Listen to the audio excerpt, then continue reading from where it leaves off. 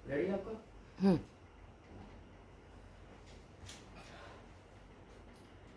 नमस्कार, मैं हरविंदर यादव।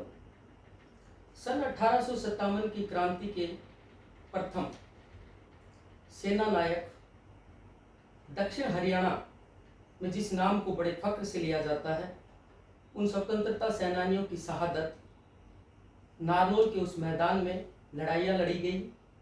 उस स्वतंत्रता सेनानियों ने जो देश के लिए बलिदान दिया, उन्हीं में एक नाम है राव तुलाराम।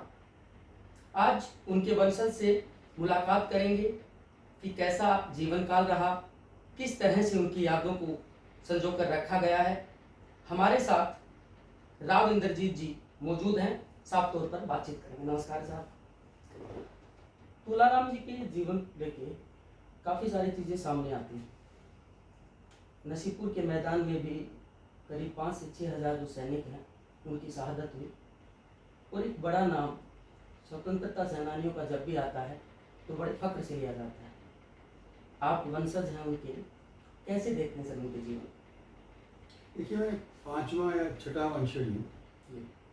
राव तुलाराम के बाद उनके बेटे युधिष्ठिर सिंह के बाद उनके बेटे तेज सिंह के बाद उनके बेटे बलबीर सिंह, और बलबीर सिंह के बाद उनके बेटे मेरे पिताजी राव वीरेंद्र सिंह। तो ये 5-6 पीढ़ी गुजर गई है 1857 के बाद। लेकिन अभी भी जब मैं पहली बार नसीबपुर गया था जवान उम्र के अंदर, तो उस टाइम वहाँ के लोग कहते थे कि अभी भी यहाँ पर कहावत है कि जब बरसात होती है तो नसीबपुर के मैदान के अंदर बरसात के पानी रंगा जाता है, लाल हो जाता है। और मैंने पूछा कि क्यों हो जाता है लाल? कहते थे कि भाई जो खून यहाँ पे गिरा है, क्योंकि उस टाइम के ऊपर गोली से तो नहीं मारा करती थी, तलवार, बर्छी, ढाल वगैरह से मारा करती, खून बहता था। तो इतना ज़्यादा खून ज़मीन के अंदर जज्ब हो गया था कि बरसात आती तो फिर से लाल हो जाया करता था। तो ये अचंभे की बात थी। फिर मैंने इसके बारे में थोड़ी सी रिसर्च करी और मुझे ये महसूस हुआ कि पहला विश्व युद्ध 14 से 18 तक, दूसरा विश्व युद्ध 40 से 45 तक, किसी भी हादसे के अंदर एक स्थान के ऊपर एक ही दिन के अंदर चंद घंटों में इसमें लगा इतने ज़्यादा लोग शहीद या इतने ज़्यादा लोग मारे नहीं गए जितने कि नसीबपुर मैदान के अंदर मारे गए थे। 5-6 हज़ार लोग, जैसे आपने फरमाया, 5-6 हज़ार लोग एक ही जगह के ऊपर वहाँ पर शहीद हो गए थे। इसीलिए कहते हैं कि वहाँ का रंग ज़मीन का लाल पड़ गया था। बारिश होने के ऊपर बारिश का भी लाल हो जाया करता था। तो मैं तो यही कहना चाहता हूँ कि उस टाइम के ऊपर जो आज़ादी की पहली युद्ध थी, उसकी चिंगारी हमारे यहाँ से दक्षिणी हरियाणा से उस टाइम तो क्या कह सकते हैं, पंजाब तक क्या था मुझे मालूम नहीं, रियासतें थी। तो यहाँ से शुरू हुआ था और भी बहुत लोग थे उसके अंदर शामिल हुए थे। राव तुलाराम के साथ तो शेखावती के राजपूत सारे इकट्ठे हो गए थे जब अंग्रेज़ों से लड़ाई हुई थी। ये जो मेवात है हमारे, मेवात के लोग भी सारे के सारे उनके साथ जुड़ गए थे।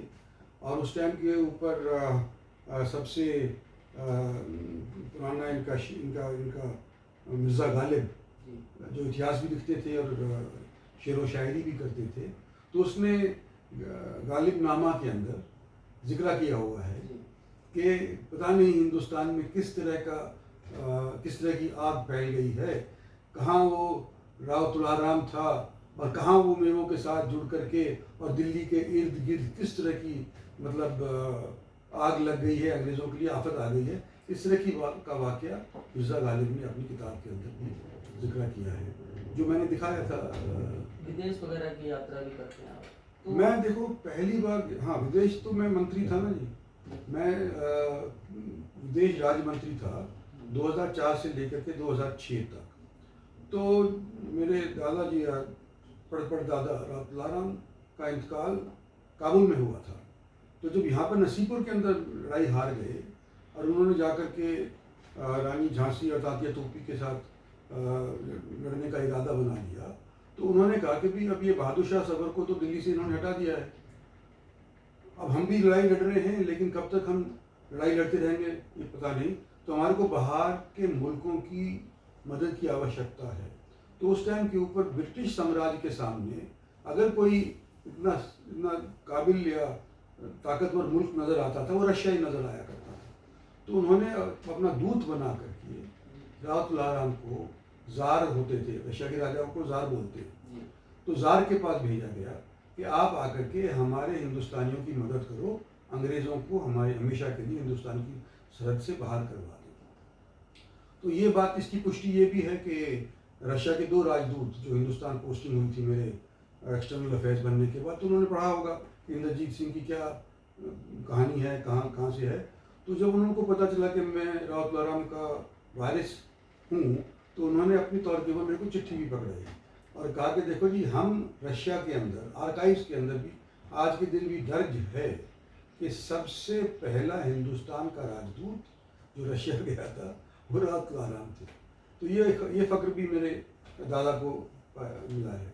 राजनीतिक जीवन एक अलग परिभाषा होती है, लेकिन क्रांतिकारी जीवन के साथ अगर नाम जुड़े तो एक फक्र होता है। और साथ ही दक्षिण हरियाणा के लोग भी बड़े फक्र से आपको उन चीज़ों को देखते हैं कि क्रांतिकारी परिवार से हैं आप, और फिर दक्षिण हरियाणा में छवि भी आपकी काफ़ी अच्छे लेवल पे ली जाती है, और एक क्रांतिकारी भी आप हैं। फिर मैदान नसीबपुर का भी जुड़ा है, फिर जन्म स्थल की बात करें तो वो भी रेवाड़ी रहा है, सारा इलाका दक्षिण हरियाणा से जुड़ा है।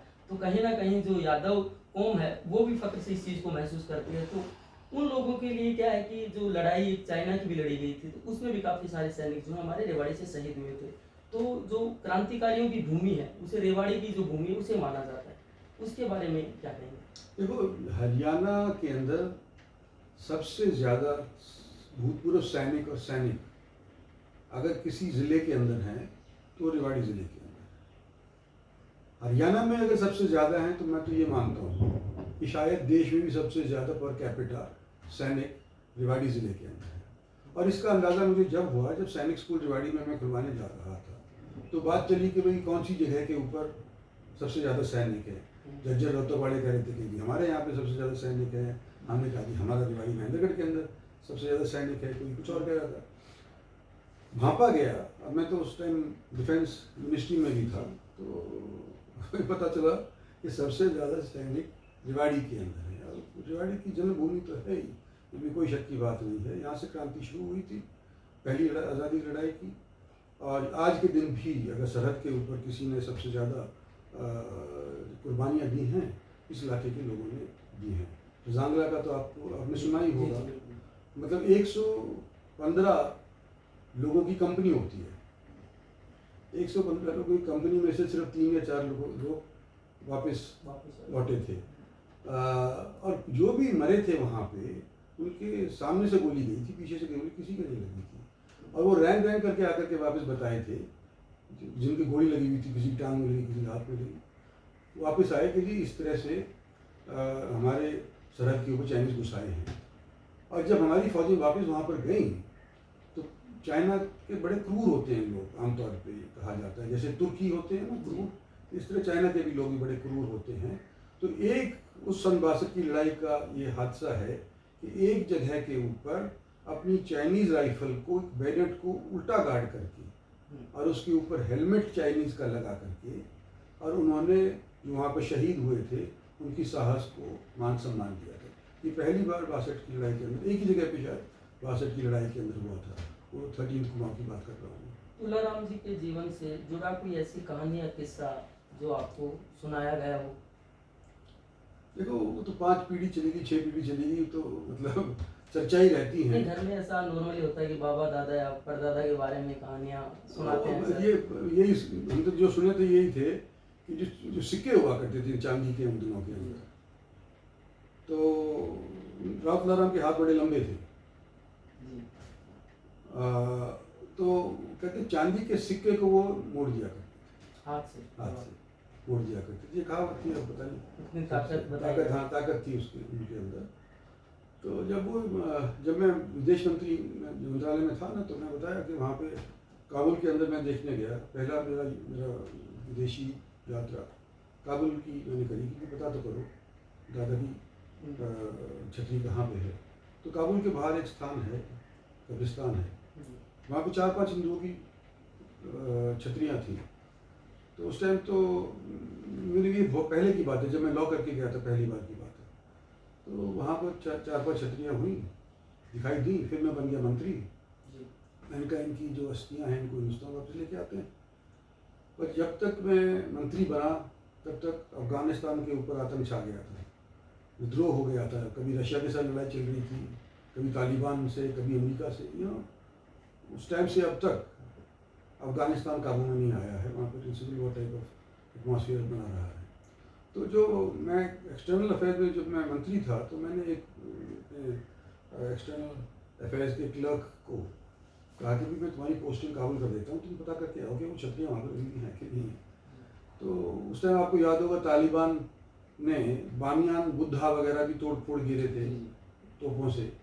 तो मेरे को चिंता हुई कि भी क्या पता हिंदुओं की छतरी भी ना हो वहाँ पे।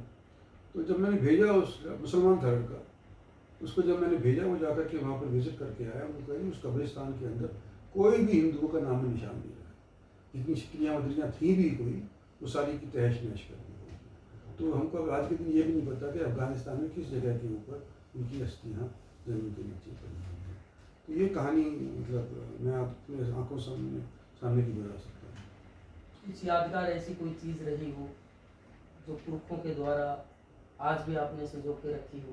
नहीं, वो तो जब देखो, जब लड़ाई के अंदर हम पराजित हो गए थे, तो हमारे मतलब सारे लैंड्स वगैरह सारे जब्त कर लिए थे उन्होंने। हमारी हवेलियाँ थी वो सारी तोड़ ताड़ गिरी थी। और जो उनके राव तुलाराम के जो बेटे थे युधिष्ठिर सिंह, उनको यहाँ छोटे थे उस टाइम के, छोटी उम्र में मरे थे राव तुलाराम। 37 38 ना 37 38 के करीब मरे, 38 39 की उम्र के अंदर वो मरे थे। उनके बेटे छोटे ही थे, 7 8 साल के होंगे। उनको तो उन्होंने फिर जैसे बहादुर शाह जफर को बर्मा भेज दिया था, राव तुलाराम के बेटे युधिष्ठिर को कलकत्ता भेज दिया गया था। वहाँ पर अंग्रेज़ों के ज़माने की ना ईस्ट इंडिया कंपनी वहीं से शुरू हुई थी, तो वहाँ पर अच्छा खासा कब्जा अंग्रेज़ों का था कलकत्ता के अंदर। तो उनको वहीं भेज दिया गया, तो वहीं रहे वो जब तक जवान नहीं हुए थे। ये इतनी बातें बताई गई हैं।